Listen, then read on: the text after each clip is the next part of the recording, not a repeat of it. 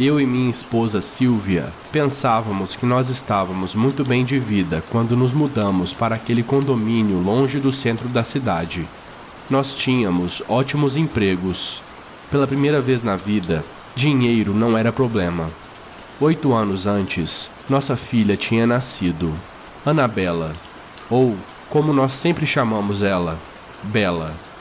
Ela era nosso anjo. Aqueles que são pais sabem, uma criança muda completamente o centro de gravidade da sua vida. A mudança foi boa para ela e também foi boa para nós, longe de toda aquela agitação do centro da cidade. Ruas engarrafadas, crianças desaparecidas, bandidos e abusadores. A casa não era exatamente a casa dos nossos sonhos, mas era boa o suficiente. Ela tinha um jardim para os meses amenos de verão, uma fogueira para o frio do inverno e bastante espaço para uma criança. A casa já veio mobiliada e o preço era inacreditável. O nosso corretor disse que a pessoa tinha pressa para vender, e o preço que nós pagamos era mais de 20% mais barato do que uma casa desse porte normalmente custaria. Mas toda aquela euforia me durou somente até a primeira noite. A Silvia estava dormindo ao meu lado. Nós tínhamos acabado de celebrar a mudança tomando muito vinho depois do jantar. Talvez tomamos vinho até demais. Eu estava ali jogado na cama, aproveitando a sensação quente de álcool no meu corpo, quando eu ouvi aquilo pela primeira vez. No começo, eu achei que eram ratos. Era exatamente isso que aquele barulho parecia ser. O barulho que vinha da parede parecia ser aquelas pequenas batidas de garras minúsculas arranhando a madeira sólida. Eu me arrepiei um pouco quando os meus pés descalços tocaram o chão frio. As tábuas de madeira do chão rangeram enquanto eu atravessei o quarto. O barulho das pequenas batidas parou imediatamente após o primeiro rangido das tábuas. Eu me aproximei da parede e senti a textura áspera do papel de parede na palma da minha mão. Eu me inclinei e encostei na parede para tentar rastrear o bate-bate que vinha lá de dentro. Mas o barulho de dentro das paredes sempre me escapava. Sempre que eu tentava localizar os ratos, assim que eu chegava perto do barulho, o som parecia se mover. Sempre que eu me aproximava, parecia que o som vinha de outro canto do quarto. Meus joelhos começaram a doer, por causa da pressão de me ajoelhar várias vezes sempre que eu tentava rastrear aquele som. Eu era um homem pesado e meu peso pressionava as pontas mais duras do meu joelho contra o chão. Já ficando meio desesperado, eu coloquei minha orelha contra a parede, esperando que a fonte dos barulhos fosse se revelar para mim. Mas tudo que eu ouvia era um silêncio completo. Ou pelo menos, quase um silêncio completo. Bem no limite da minha audição, eu ouvi uma coisa. Era um barulho tão quieto e tão baixo que eu tive que forçar muito os meus ouvidos contra a parede para poder escutar. E mesmo assim, eu mal podia ouvir.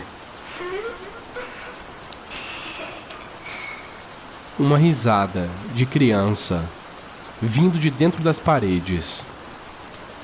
Eu não falei desse incidente para ninguém. O que eu fiz mesmo foi tentar me convencer que eu estava imaginando coisas e que na realidade eu não tinha ouvido uma risada dentro das paredes. Talvez eu tinha escutado o vento, ou talvez uma daquelas bonecas que possuem uma caixa de som dentro delas. Com o passar dos dias naquela casa, eu comecei a notar uma mudança na minha filha. Da mesma maneira que é possível sentir um cheiro pesado e úmido antes de uma tempestade. A Bela estava mais quieta do que o normal. Um ambiente novo e estranho pode fazer isso com uma criança.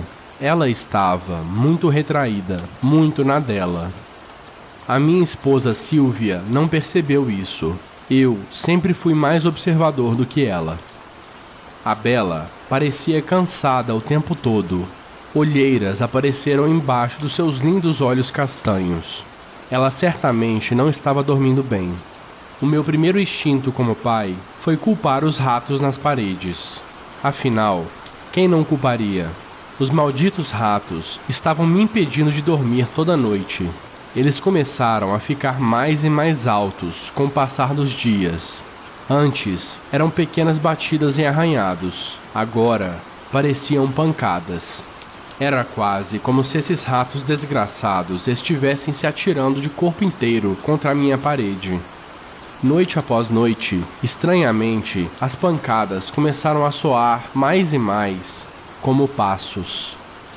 De jeito nenhum, eu ia perder para um monte de ratos saltitantes na minha própria casa. Controlado por uma raiva incontrolável, eu declarei guerra. Eu comprei ratoeiras, armadilhas de cola, veneno. Nada funcionou. Eu perguntei para minha esposa Sylvia se ela se sentia incomodada de noite, mas ela parecia não perceber os barulhos noturnos que eu percebia. Essa mulher poderia dormir mesmo durante um furacão. Eu perguntei para minha Bella se o barulho estava atrapalhando seu sono. A Sylvia estava na sala de estar, assistindo televisão. Minha filha então olhou para mim com aqueles olhos grandes e me disse: "As outras crianças sempre querem brincar comigo, mas elas não conseguem abrir a porta." A minha filha sempre teve uma imaginação fértil, mas isso que ela falou me deixou preocupado por algum motivo. Eu senti um arrepio no meu braço. "Você quer dizer a porta da nossa casa, filha?" Eu perguntei para ela, mantendo meu tom o mais amigável possível. "Não, papai, a porta que fica atrás da minha cômoda." Eu subi com ela até o seu quarto. Eu pensei em aceitar a brincadeira e incentivar sua imaginação, mas ela tinha um tom completamente sério e aquilo me deixou nervoso. Chegando no seu quarto, eu enfiei a minha mão atrás da sua cômoda e não senti nada além da tinta suave na parede. "Não tem porta nenhuma aqui, querida," eu disse. "Olha mais de perto, papai," ela insistiu. Ainda fazendo parte da sua brincadeira, eu peguei o meu celular e usei a sua luz como lanterna. Para minha surpresa, de fato, havia alguma coisa estranha ali. Talvez uma descoloração da parede, mas eu não tinha certeza. As pontas duras da cômoda machucaram a carne macia dos meus dedos quando eu tentei empurrar ela. Eu decidi usar as minhas costas para arrastar a cômoda, e o móvel finalmente começou a se mover, fazendo um barulho alto enquanto se arrastava pelo chão. E lá estava, uma porta, atrás da cômoda, assim como Bella tinha falado. Entretanto, não era uma porta qualquer. Eu esfreguei meus dedos na superfície suave da parede. Era uma porta pintada. Aquelas pinceladas eram tão realistas que eu tive que tocar a parede várias vezes para me convencer de que não era uma porta real. "Como você sabia dessa porta, querida?" eu perguntei para minha filha. "As outras crianças me disseram," ela respondeu. "As crianças da escola, filha?" eu perguntei, apesar de que eu sabia que ela não tinha trago amigos aqui para essa casa ainda. "Não, papai, as crianças que ficam atrás dessa porta," ela disse. Eu olhei diretamente para os seus olhos, esperando que ela fosse dar uma risada ou algo do tipo. Não havia nada no seu rosto além de uma expressão séria e inocente. Então eu fui para a cama naquela noite. Deitado, eu passo a observar as rachaduras no teto. Meu coração batia forte. Aquelas palavras da minha filha tinham me perturbado de uma maneira difícil de explicar. Eu respirei fundo, tentando afastar aquele medo do meu peito. Eu pensava naquela porta pintada estranha. Por que aquela porta ainda estava lá, sendo que o quarto claramente tinha sido completamente repintado? A minha mente estava a mil. As pancadas dos ratos nas paredes, soando cada vez mais como passos. As crianças que ficam atrás da porta. Essas palavras da minha filha ocupavam a minha mente. Eu esfreguei meus antebraços com a minha mão, tentando controlar os arrepios que eu estava sentindo e tentando clarear a minha mente. Mas foi aí que as pancadas começaram.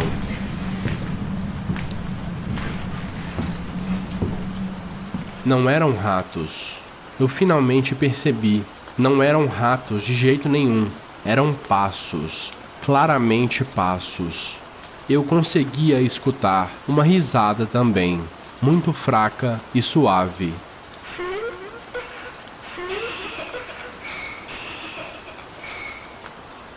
Não era a risada de só uma criança. Várias crianças. Seus passos pesados, produzindo quase que o barulho de um tambor no chão de madeira. Havia alguém no quarto da minha filha. Eu tinha certeza disso. Meu coração acelerou. Eu senti calafrios enquanto eu pulei da cama, corri para fora do quarto e atravessei o corredor correndo.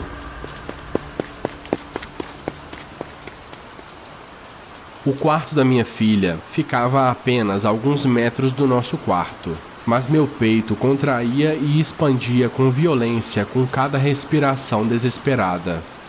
Eu ainda ouvia o som deles bem baixo, através da porta da minha filha. Aqueles passos. Chegando na porta dela, eu tentei me acalmar. Provavelmente não era nada. O som se propaga de uma forma estranha nessas casas mais antigas. Ecos, talvez. Ela provavelmente estava falando consigo mesma durante o sono. Todo aquele estresse de uma mudança pode causar isso. Bem mais calmo, eu começo a virar a maçaneta devagar. E imediatamente, instantaneamente, todo aquele barulho parou completamente, quase que como uma resposta ao barulho da maçaneta girando. Eu empurrei a porta gentilmente. O quarto estava escuro e quieto. A luz da lua invadia o quarto. Minha filha estava ali de pé, logo atrás da porta, quase como se ela soubesse que eu estava prestes a entrar. Ela estava ali, quase que paralisada, como uma figura imóvel, em frente ao fundo escuro do seu quarto. O choque daquela cena roubou toda a força das minhas pernas. Eu me afastei. A minha filha simplesmente ficou ali, balançando levemente de um lado para o outro. Os seus lábios se moviam, mas quase nenhum som saía da sua boca. Eu me inclinei para a frente, forçando muito o meu ouvido para entender o que ela estava falando. Lentamente, ficou claro o que ela estava falando. Uma frase, repetidas vezes. Todas as portas estão abertas agora. Todas as portas estão abertas agora. Todas as portas estão abertas agora. E de trás dela, no quarto sombrio, eu escuto o barulho fraco de uma porta se fechando.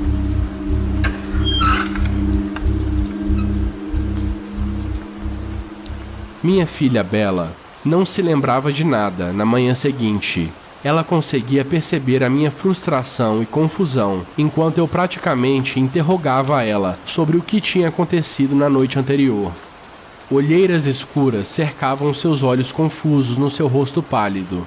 Ela também não tinha dormido bem na noite passada. Minha esposa Silvia levou ela para a escola. Eu não tinha falado nada com a minha esposa ainda. Eu ainda tinha algum tempo de sobra antes de eu ter que sair para o trabalho. Eu fui investigar o quarto da minha filha, me sentindo quase como um intruso na minha própria casa. Eu fiquei na frente daquela estranha porta pintada, olhando atentamente para ela. Eu esfreguei meus dedos nas suas bordas, me lembrando claramente daquele estranho som de porta se fechando atrás da minha filha na noite passada. Eu puxei aquela cômoda ainda mais, a ponto de eu conseguir encaixar todo o meu corpo entre a cômoda e a porta pintada. Não havia abertura nenhuma, não havia falhas. A porta não cedia em lugar nenhum, não abria. Era só uma porta pintada, em uma parede completamente sólida. Eu estava prestes a ir embora, quando eu ouvi um som esquisito embaixo do meu pé. O chão estava arenoso, com algum tipo de poeira. Eu me agachei e peguei um pouco daquela poeira entre os meus dedos. Todas as portas estão abertas agora. Essa frase da minha filha se repetia nos meus ouvidos. Minha memória lembrava disso tão claramente que quase parecia como se minha filha estivesse ali naquele momento, sussurrando no meu ouvido. E o quão curioso era aquilo! A poeira era rosa. Mas é claro, aquilo não era poeira, era tinta, tinta da parede. Com o passar dos dias, as coisas não melhoraram. Os passos continuaram a me perturbar durante a noite. Os passos, as risadas, os sussurros. O que quer que seja que estava no quarto da minha filha, estava brincando comigo. A coisa nunca deixava minha esposa escutar nada. Eu ficava acordado, esperando atenciosamente para acordar minha esposa bem a tempo para que ela pudesse escutar os passos e as risadas. Mas sempre que eu acordava ela, silêncio completo.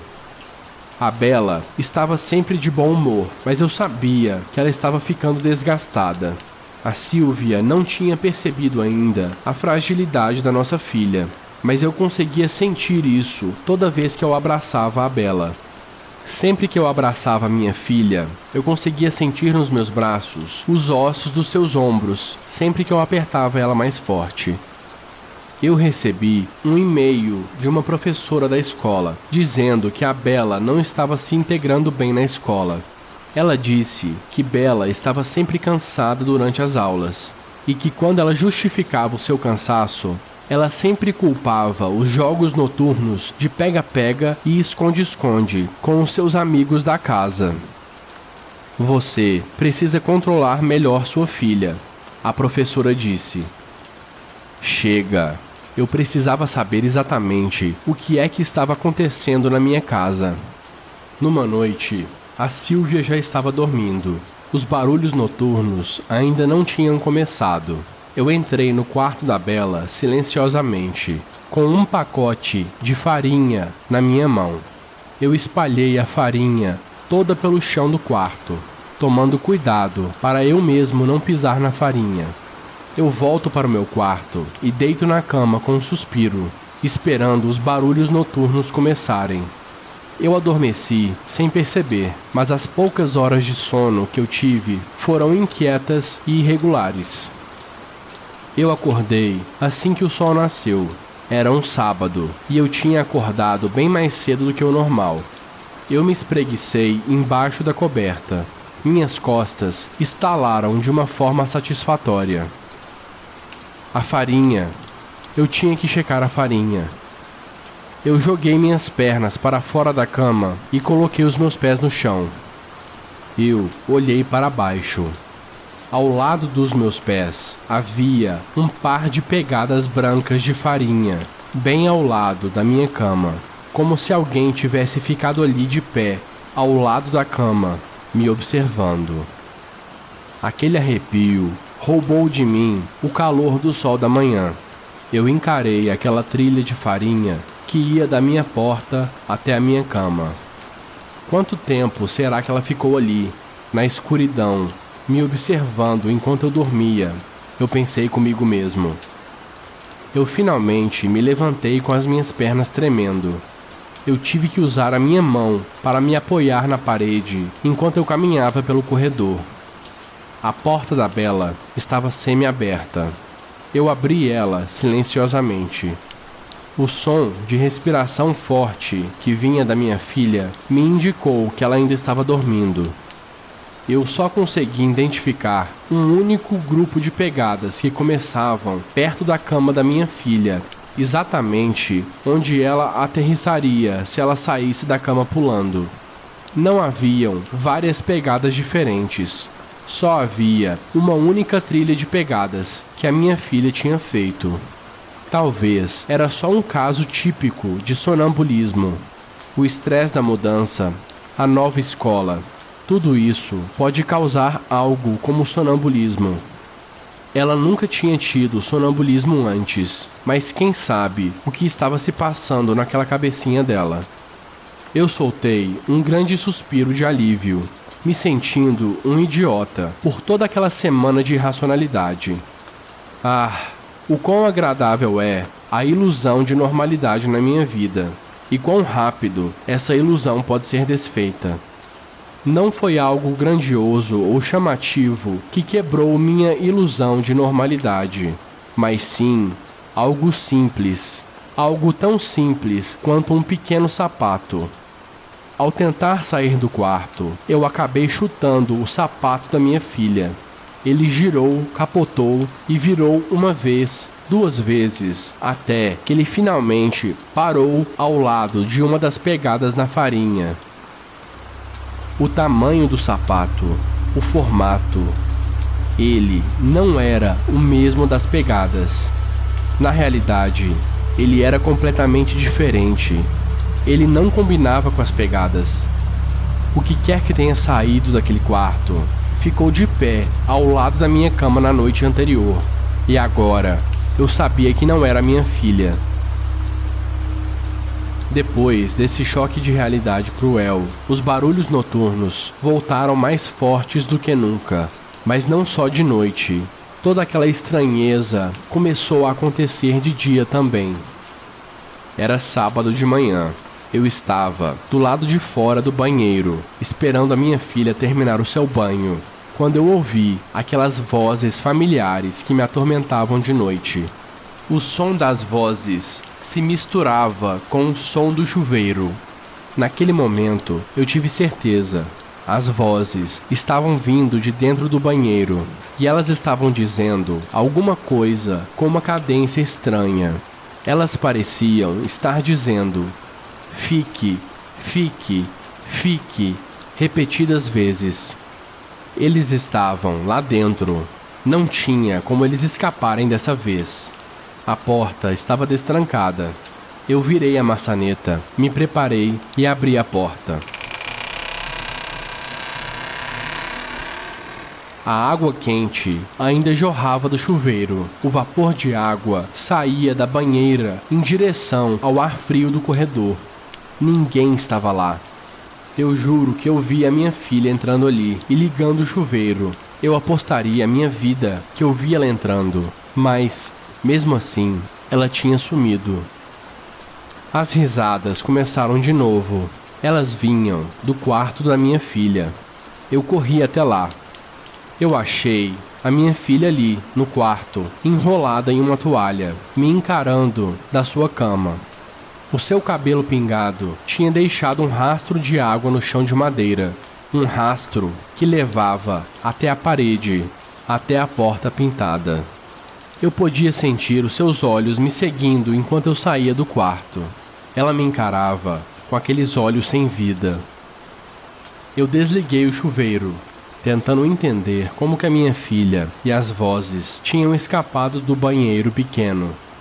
Eu demorei a perceber, mas a resposta estava bem ali na minha frente. Esboçado nos azulejos do banheiro, com traços fortes de mofo escuro, havia o contorno de uma porta. Naquela noite, novamente eu não consegui dormir. Eu pensava muito em uma maneira para explicar a situação para Sylvia. Tudo aquilo parecia loucura. Havia portas nas paredes, portas pelas quais nossa filha passava, portas que deixavam algo entrar na nossa casa, algo que queria que a minha filha ficasse. O sono simplesmente não vinha. Eu estava contemplando a possibilidade de começar a tomar algum tipo de remédio forte para dormir, quando eu ouvi o som suave de alguma coisa deslizando. Eu percebi algum tipo de movimento com o canto do meu olho. Eu vi uma figura magra passar lentamente pela porta do nosso quarto. Eu chamei minha filha. "Bela?" A figura magra não respondeu e nem parou de se mover. Ela se movia de modo estranho, com os braços e as pernas completamente rígidos e esticados. Os seus pés raspavam no chão de madeira. "Bela?" Eu chamei ela de novo, um pouco mais alto do que a última vez. Não houve resposta. Eu deslizei para fora da cama e fui na ponta dos pés até a minha porta. Eu vi a porta do banheiro se fechar suavemente. Eu fui até lá.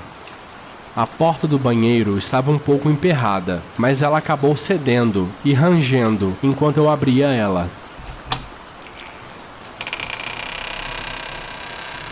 O silêncio era espesso e enjoativo.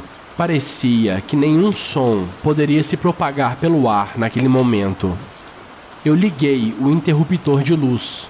As lâmpadas cintilaram e produziram várias sombras antes de se estabilizarem e ligarem completamente. Então, eu vi a cortina do chuveiro se mexer. Deve ter sido a corrente de ar que entrou quando eu abri a porta. Eu pensei comigo mesmo, mas não adiantou, eu ainda estava com medo. Internamente, eu me repreendi por ter medos tão infantis, mas a sensação pesada no meu estômago não saía. Juntando toda a coragem que eu consegui naquele momento, eu puxei com força a cortina do chuveiro. Com a minha outra mão, eu fechei meus dedos e fiz um punho para me proteger. Mas me proteger do que exatamente? Da minha própria filha? Nada me aguardava do outro lado da cortina. Nada além daquele estranho contorno de uma porta, nos azulejos. Eu soltei um suspiro de alívio. Talvez toda aquela falta de sono estava finalmente me afetando. Meus medos transbordando e se tornando sonhos lúcidos e vívidos. A minha calma durou pouco. Eu escutei outra porta batendo, no andar de baixo. Uma série de risadas alcançavam o andar de cima, reverberando através das tábuas de madeira. Eu corri até o andar de baixo, e novamente, quando eu acendi a luz da sala de estar, não havia nada ali, ou pelo menos, quase nada. O enorme tapete que veio com a casa mobiliada tinha sido jogado de lado. Ali, escondido debaixo dele, havia uma porta, riscada no piso. Eu esfreguei meu dedo no chão, sentindo os arranhados que formavam a porta. A porta em si era fria ao toque, muito mais fria do que o chão ao redor. A sensação era parecida com a sensação de uma porta da frente, que protege uma casa contra o ar gelado do inverno. As risadas começaram de novo, me provocando. Então, eu escutei o rangido dos passos da minha filha descendo a escada para o porão.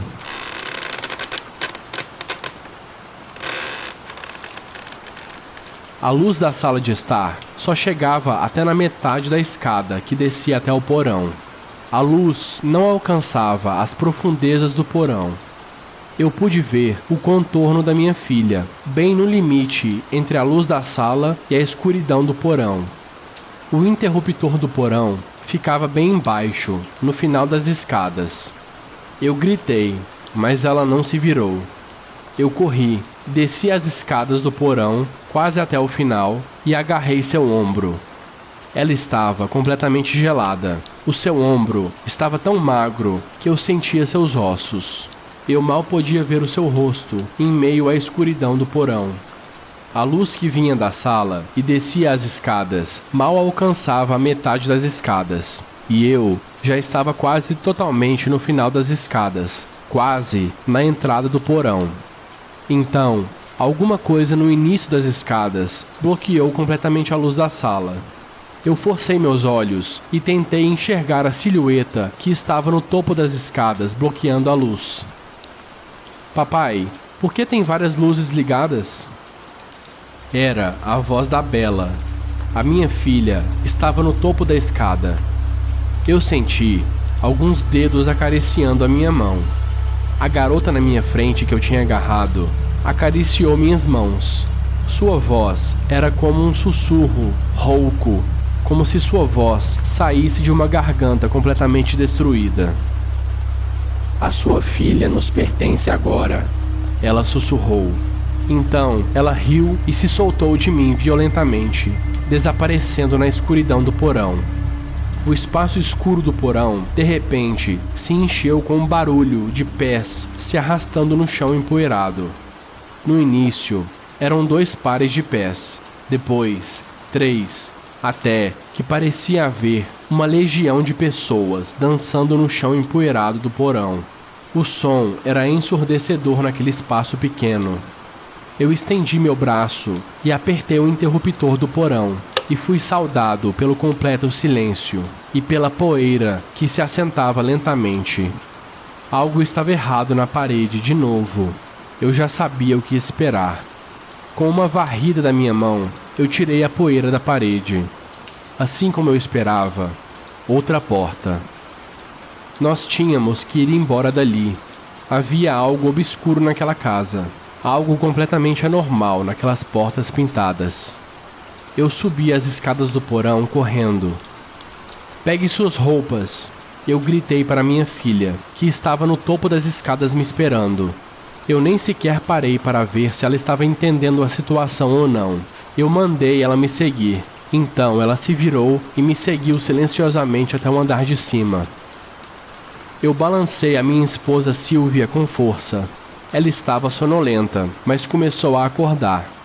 De forma apressada, eu tentei explicar a situação para ela.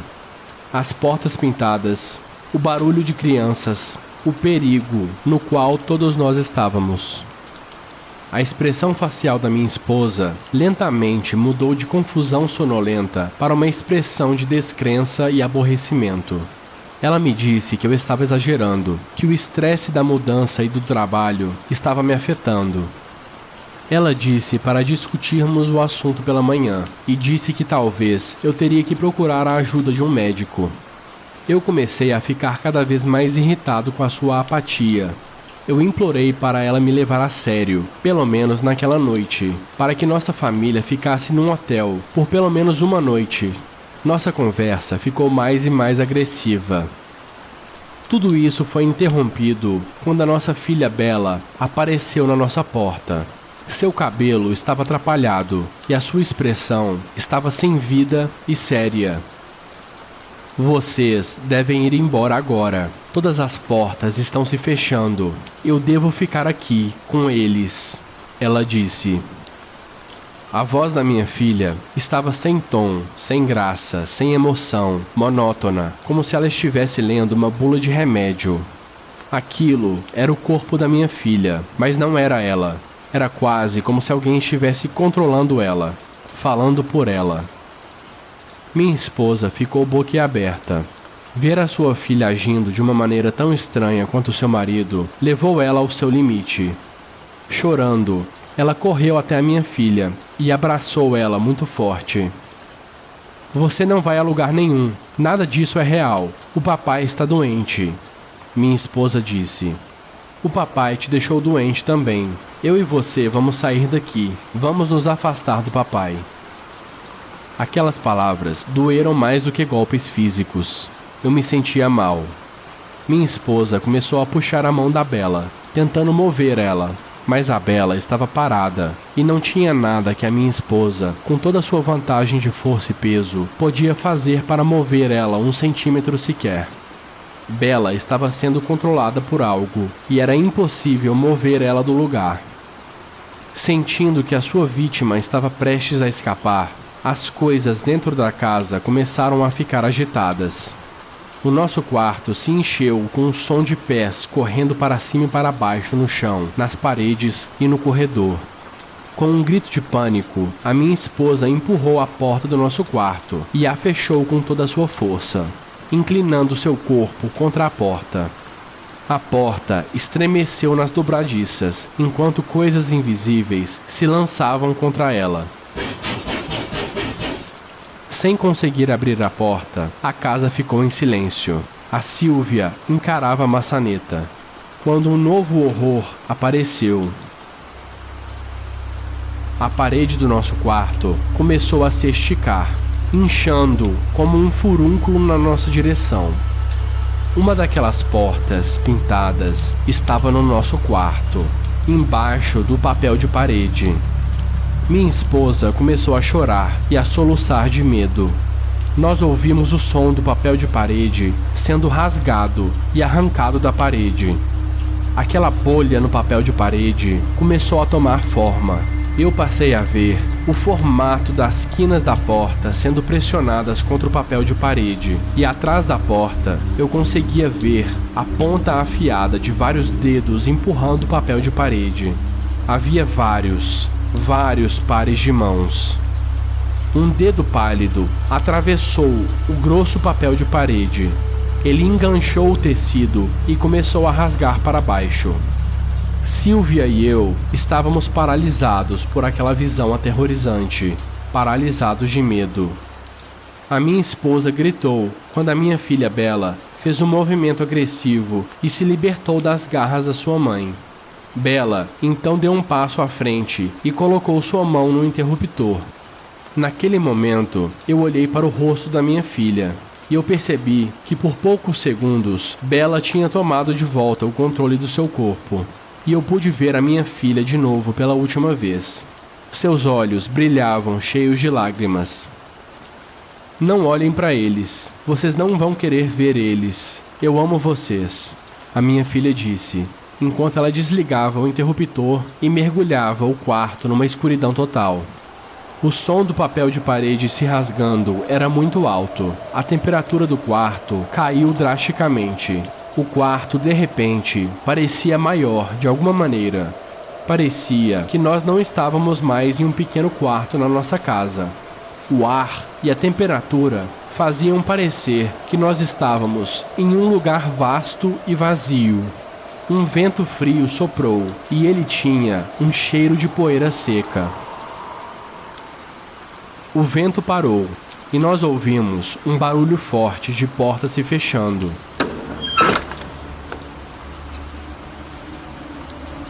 Nós estávamos sozinhos no quarto. Nossa garota tinha sumido.